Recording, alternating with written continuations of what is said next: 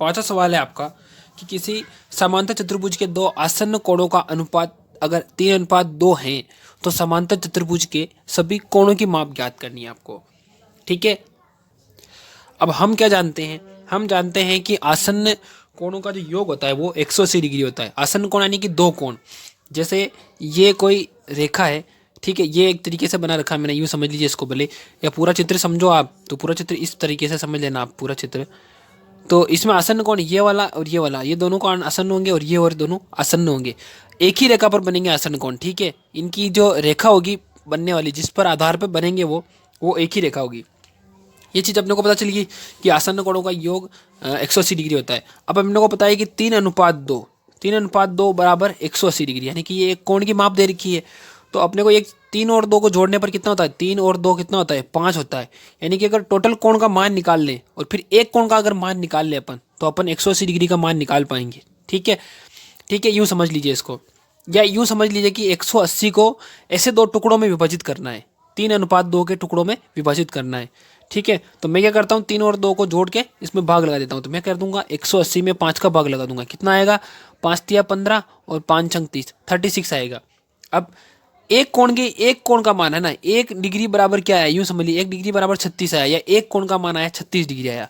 तो मैं क्या करूँगा कि उसके अंदर एक एक का भाग लगा देते, ये 36 आया। ठीक है, अब 36 को यानी कि 36 गुणा 3 और 36 गुणा 2 करेंगे तो कितना आएगा, 36 18 और 1 3 तारी 9 1 10, 108 और 6 दूनी 12 का 2 हासिल का 1 3 दूनी 6 1 7, 72। ये कोणों का मान है, एक कोणों का 108 इस प्रकार से 108 72 108 और 72, चार कोण होंगे भाई, जब चतुर्भुज है समांतर चतुर्भुज चार कोण होंगे तो एक कोण 108 का 108 का आएगा। यानी कि सम्मुख कोण तो बराबर होते हैं, जैसे ये हो गया समांतर चतुर्भुज, तो ये वाला और ये कोण तो बराबर होगा, ये वाला बराबर होगा, तो 108 ये हो गया अगर, तो 72 ये हुआ, तो क्या आया 108 और 72 आया। नेक्स्ट देखते हैं अपन इसका छठा सवाल। छठा सवाल दे रहा है किसी समांतर चतुर्भुज के आसन्न कोणों का माप बराबर है तो समांतर चतुर्भुज के सभी कोण का मान ज्ञात कीजिए। तो मैंने आपको बताया था कि आसन्न कोण में क्या जानते हैं, हम जानते हैं कि आसन्न कोणों का योग कितना होता है, हम जानते हैं आसन्न कोणों का योग 180 डिग्री होता है। आसन्न कोणों का योग 180 डिग्री होता है, ये चीज़ अपने को जानते हैं। अब कह रखा है कि आसन्न कोण बराबर होंगे तो 180 के ऐसे दो टुकड़े करो भाई, अगर एक 100 होगा एक 80 होगा तो बराबर कहाँ हुआ ये, तो बराबर करने के लिए अगर अपन मान लें कि एक 90 डिग्री का है तो दूसरा भी 90 डिग्री होगा, तभी जाके 90 + 90 बराबर 180 डिग्री हुए होंगे। तो क्या होगा कि 90 डिग्री के होंगे, तो इसका आंसर यूँ लिख लीजिए कि सभी कोणों का माप क्या होगा, तो सभी कोण समकोण होंगे, है ना, सभी कोण समकोण होंगे। क्यों होंगे, क्योंकि 90 डिग्री का है, सभी कोण समकोण होंगे ना, समकोण यानी कि 90 डिग्री होंगे, ये आप लिख लेंगे। ठीक है, ये इसका आंसर है। सातवां सवाल करेंगे हम। सातवें सवाल में हमसे कहा गया है कि अपने को एक समांतर चतुर्भुज दिखा रखा है। क्वेश्चन में पूछा गया है कि संलग्न आकृति HOP एक समांतर चतुर्भुज है और XYZ कोणों का माप ज्ञात कीजिए। ज्ञात करने में प्रयोग किए जाने वाले गुणों को भी लिखना है। ठीक है, तो सबसे पहले अपन लिख लेंगे कि दिया हुआ है HOP एक समांतर चतुर्भुज है। समांतर चतुर्भुज का दे रखा है तो इसका मतलब क्या होगा कि दो रेखाएं जो HO ये और ED ये दोनों समांतर होगी और HE और OP ये दोनों आपस में समांतर होगी।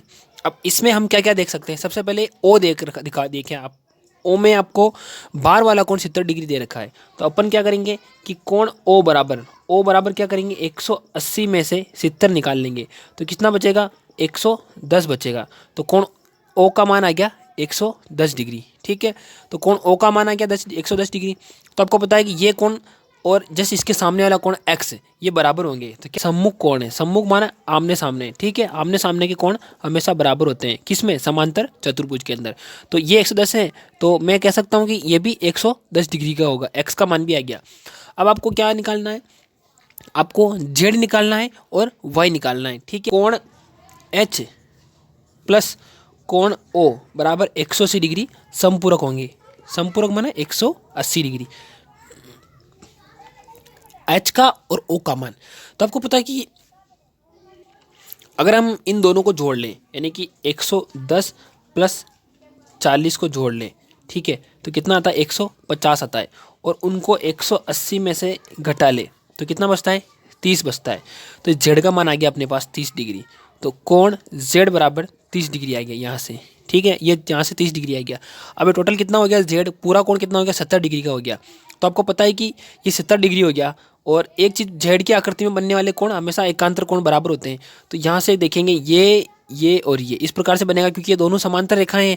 ये मैंने बताया था आपको, OP और EHE ये दोनों समांतर रेखाएं हैं। तो इन समांतर रेखाओं के कारण यहाँ लिखेंगे कि EH समांतर है PO के।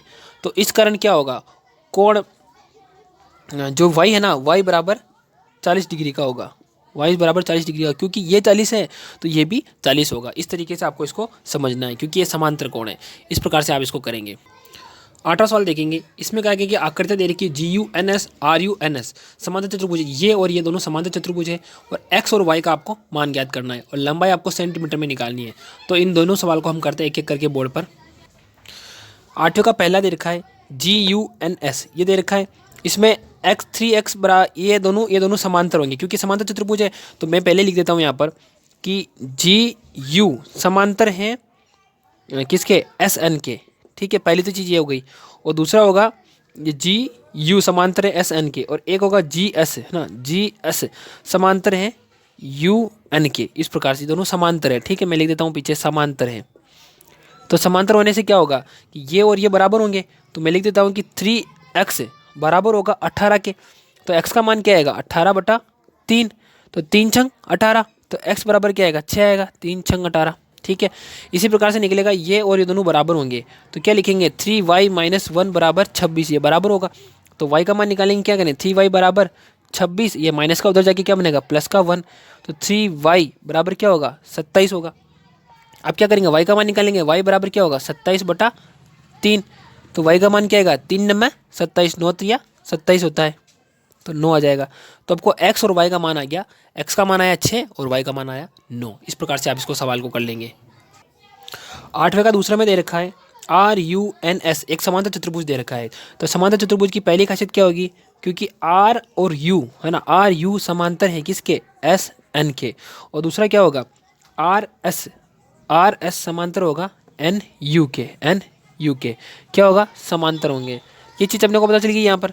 अब क्या करेंगे, समांतर होंगे। और एक चीज़ और ध्यान रख लेना कि जो समांतर चतुर्भुज है, मैं लिख देता हूँ यहाँ पर, समांतर चतुर्भुज के विकर्ण एक दूसरे को समद्विभाजित करते हैं। समद्विभाजित का मतलब दो समान भागों में बांटते हैं, यानी कि S और U एक विकर्ण है जो R और N को दो समान भागों में बांट रहा है। ये वाला भाग और ये वाला भाग दोनों बराबर होंगे, ठीक है, दोनों बराबर होंगे। और आपको x और y की वैल्यू निकालनी है आपको। तो क्या करेंगे, सबसे पहले मैं ये करता हूँ, यहाँ से y की वैल्यू निकाल लेता हूँ। y + 7 है ना, तो y + 7 बराबर क्या होगा, 20 दे रखा है।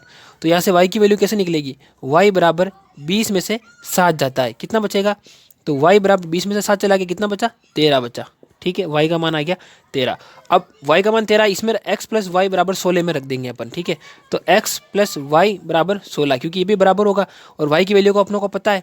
तो अपन क्या करेंगे, x + y का मान कितना है, 13 बराबर 16। तो x बराबर क्या आएगा, 16 - 13। तो x की वैल्यू क्या आ गई, 3 आ गई। x की वैल्यू 3 आ गई। x का मान 3 है और y का मान 13। इस प्रकार से आप इसको सवाल को कर लेंगे, ठीक है। 9वें सवाल में